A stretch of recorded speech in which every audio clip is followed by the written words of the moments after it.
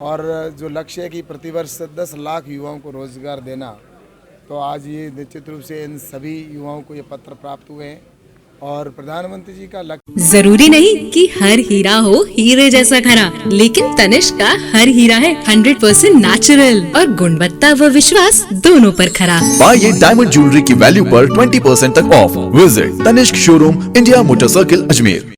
आदरणीय प्रधानमंत्री जी ने आज देश के अंदर 51,000 युवाओं को सेंट्रल गवर्नमेंट की नियुक्ति के पत्र वितरित किए। प्रधानमंत्री नरेंद्र मोदी जी ने ये 9वीं एपिसोड या किस्त के रूप में ये पैसा जिस तरह से नियुक्ति पत्र दिए हैं और जो लक्ष्य है कि प्रतिवर्ष 10 लाख युवाओं को रोजगार देना,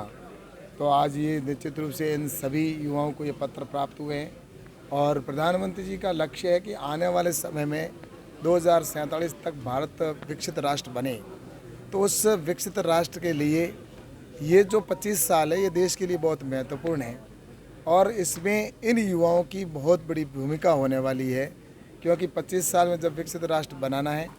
तो निश्चित रूप से उसके लिए हमें काम करने होंगे, प्रधानमंत्री जी के विजन को आगे बढ़ाना होगा। आज भारत जिस गति के साथ आगे बढ़ रहा है,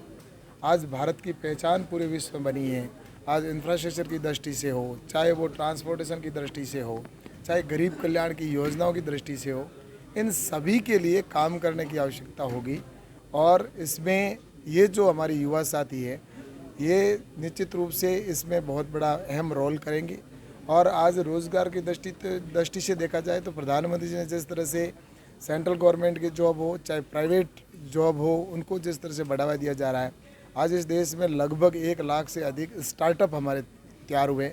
आज स्टार्टअप भी रोज़गार युवाओं को देने जा रहे हैं और इसके साथ ही जिस तरह से स्कीमें प्रारंभ की गई है कि किस तरह से स्किल डेवलपमेंट हो, उनको किस तरह से सुविधाएं मिले, तो आज भारत हमारा आगे बढ़ रहा है और इसमें रोज़गार महत्वपूर्ण ज़रूरी होता है, क्योंकि भारत युवाओं का देश है और आने वाले समय में भारत ऐसा हमारा एक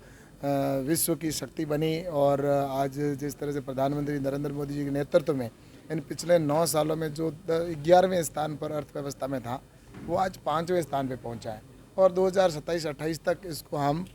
विश्व की तीसरी बड़ी अर्थव्यवस्था की ओर ले जाए और 2047 में विकसित भारत बनाएं। तो इसमें निश्चित रूप से इस लक्ष्य को प्राप्त करना है तो देश के प्रत्येक व्यक्ति का योगदान होगा और इसमें आज जिनको नियुक्ति मिली है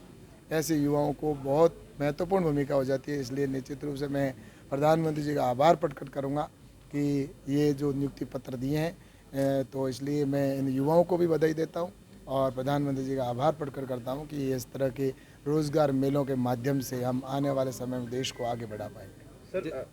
जब मुख्यमंत्री गहलोत ने ना आज बयान दिया, उन्होंने कहा कि भाजपा धर्म की राजनीति कर रही है और हिटलर से भाजपा की तुलना की है, क्या कहेंगे? ऐसा है कि जो लोग तुष्टीकरण की नीति को प्राथमिकता में रखते हैं और जो सनातन धर्म को गाली देने का काम करते हैं, सनातन धर्म के त्योहारों के ऊपर वो प्रतिबंध लगाते हैं, 144 की धारा लगाते हैं, या जो भगवान श्री राम के दरबार को गिराने का काम करते हैं या मंदिरों को तोड़ने का काम करते हैं, शिवालय के तोड़ने का काम करते हैं, उनसे कोई अपेक्षा नहीं की जा सकती। कल तो वो कह रहे थे कि मैं मंदिरों में जाऊंगा, दर्शन करूंगा, और आज वही सनातन को धर्म को गाली देने का काम करते हैं। इसलिए इनकी ये दोहरा चरित्र है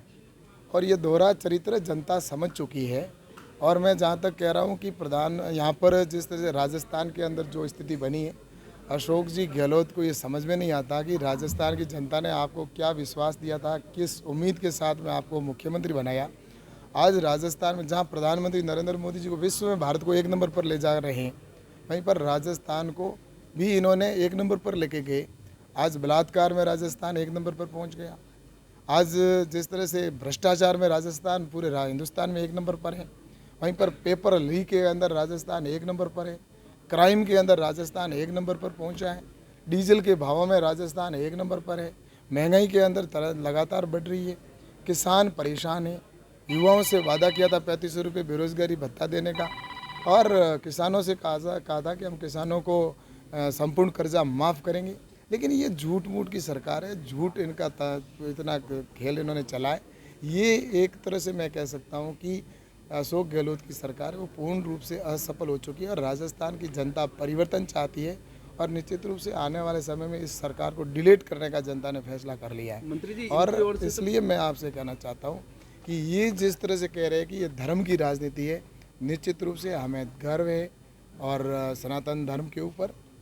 और ये जो तुष्टीकरण की नीति है उसी का परिणाम है कि आज राजस्थान को दंगों वाला प्रदेश इस अशोक गहलोत की सरकार में बना दिया। आज सबसे ज़्यादा दंगे होते हैं, तो ये स्पष्ट है कि राजस्थान की जनता अब ये चुनाव में इनका जवाब देगी कि इनके प्रत्येक जो इन्होंने सनातन धर्म के ऊपर चोट की, इनके चाहे गमड़िया गठबंधन हो या इनके ग्रुप के लोगों ने जिस तरह से किया, इसका जवाब तो जनता चुनाव का इंतजार कर रही है, जवाब देगी। इनकी ओर से तो लगातार दावे किए जा रहे हैं कि सरकार रिपीट हो रही है और भाजपा में भी कई गुटबाजी चल रही है, कई बयान भी इस तरह के सामने आ रहे हैं, इसको लेकर क्या कहेंगे? मैंने कहा ना, अशोक जी गहलोत तो कह रहे हैं रिपीट का, ये सरकार डिलीट होने वाली है, क्योंकि यही बातें इन्होंने पिछले चुनाव के अंदर भी कहा था। इन्होंने पूरे राजस्थान की जनता का पैसा जिस तरह से ऐड के अंदर खर्च करके और सभी शहरों के अंदर सब जगह होल्डिंग लगाए थे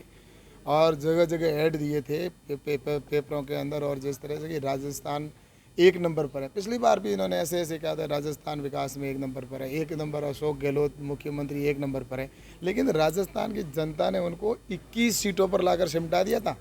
इसलिए ये सिर्फ हवाई बातें हैं और निश्चित रूप से मैं कहना चाहता हूँ कि ये राजस्थान की जनता पिछले 4.5 पौने 5 साल में जो झेला है, किसान ने जो झेला है, किसान को लाइट नहीं मिल रही है, उसकी फसल बर्बाद हो रही है, चौपट हो रही है, उसके साथ में धोखा किया, आज युवाओं के साथ में धोखा किया, 3500 रुपये का वादा किया, दिया नहीं। इसलिए राजस्थान के अंदर ये जो सरकार है वो निश्चित रूप से डिलीट होने वाली है। सर, सीएम क्या